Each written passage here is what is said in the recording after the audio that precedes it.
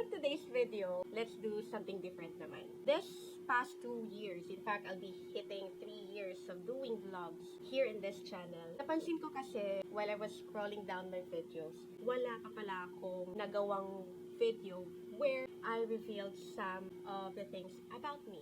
You knew me guys as Commander Doubt's wife. I started during pandemic, and because of that, nagpakita ako. And all of you knew me as Commander Doubt's wife, right? In this video, I'll be sharing you random facts about me. But before I'm gonna start in this episode, make sure to subscribe to this channel and hit the notification bell for more updates about me. And of course, don't forget to follow me in my social media accounts. I'm just gonna put here on this side so you can follow me. So, let's start!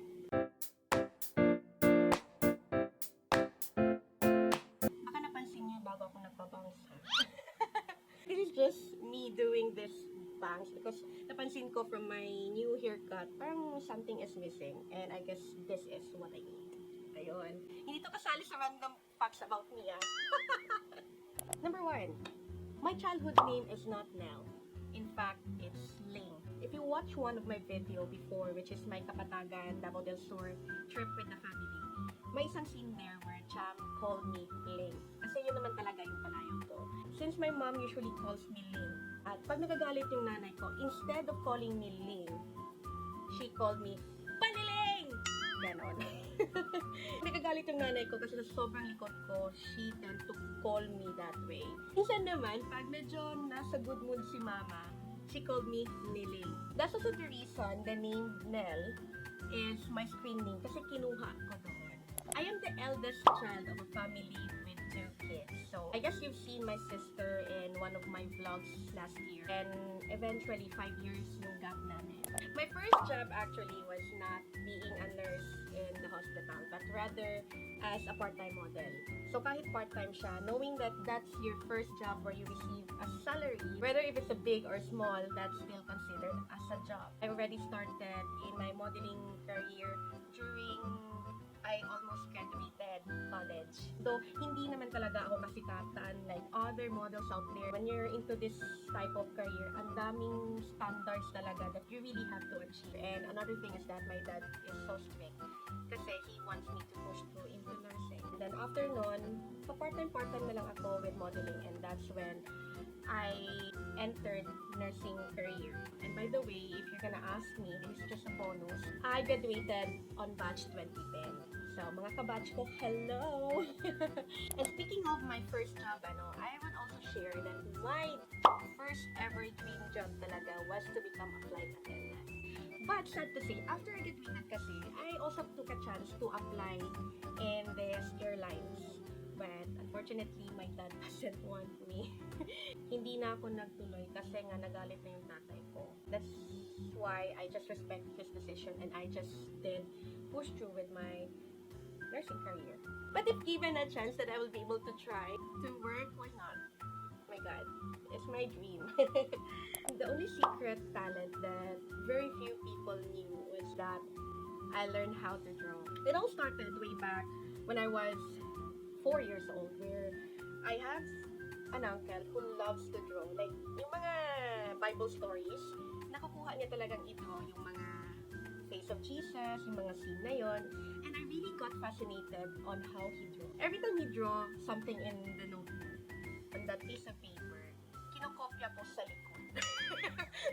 Yan talaga yung trip ko. And I didn't expect that's already the start of my talent in drawing. When I reached my elementary years, that's when I started to cultivate my art skill. My talent was somehow being recognized ng school.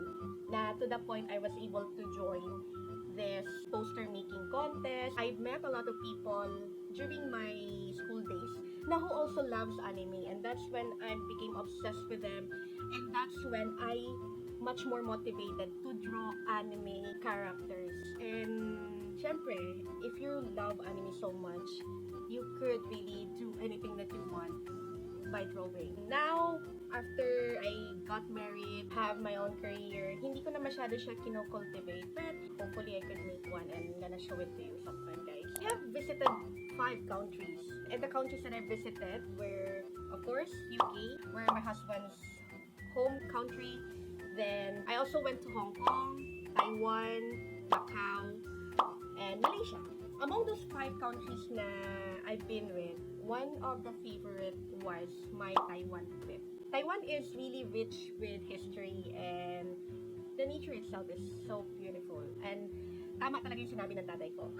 That Taiwan is another good place to go travel with. And isang reason ko talaga why Taiwan had became my favorite country is that that's when I had the best memories so far with my dad.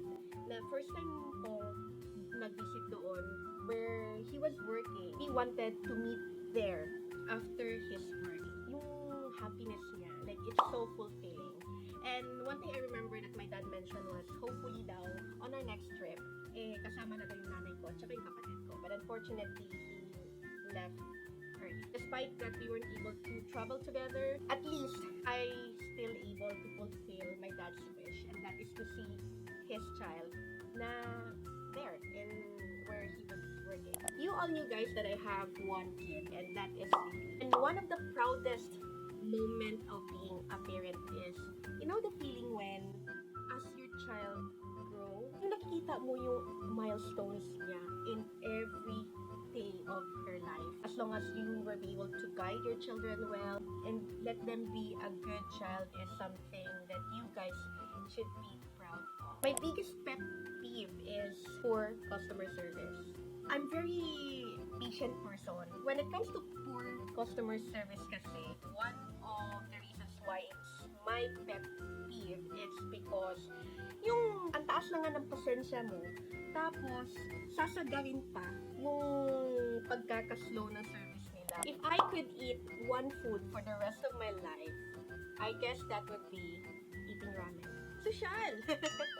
Basta any noodles, ganun ako. I fell in love with ramen so much. Can't live without noodles, guys. Ganun ko talaga siya ka-love. Kaya yung tatay ko, since when I was young, hindi talaga niya mawawala sa pasalubong niya yung noodles because he knew that I love noodles so much. One musical instrument that few people just knew of from me is that I can play flute. Yes. Not really a professional one, pero during high school days kasi, there was this like, you know yung mga basic flute na pwede mo lang mabili sa mall, gano'n. And I got fascinated with that kasi naging trending din yan nung high school days eh. So, I tried playing the flute and somehow I could play 4 to 5 music from it.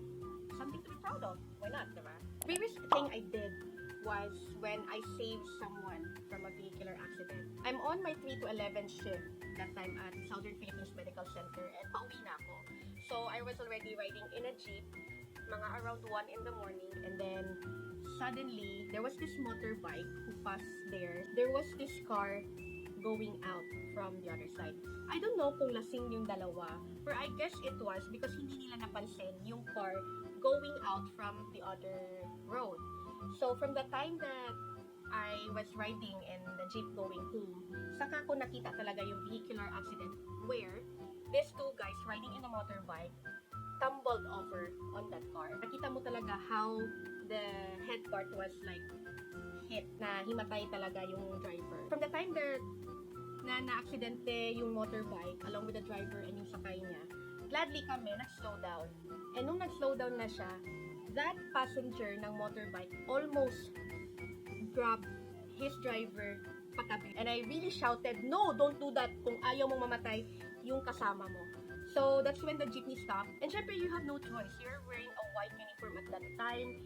Tapos, lahat nagsitinginan sa'yo. It's kind of awkward naman kung wala kang gagawin, diba? I went down from the jeep and assist that guy. He called 911 and inantay ko na lang talaga before I endorsed them to the 911. I may look like a very strong, brave woman na asawa ni Commander Down, but honestly, I have phobia in the dark. Kaya, isa sa mga dilemma ko talaga yan, especially before sleeping, because I prefer to have a dim light. So, I cannot sleep well if it's totally dark kasi napapraning talaga ako. If I could describe myself in one word, it would be, I'm chill. Can be someone who could hang out with, wala na akong problema. Like, I'm a very chill person na I can go along with your vibe, ganon. Yeah, that's me. So, that's that's it for now. That's the end of today's video. I'm so happy that I was able to share more about myself and you get to know me as well. I'm so thankful for you guys because without you, I won't be able to be here in front of you. Thank you so much for watching, guys, and have a great day. Bye-bye!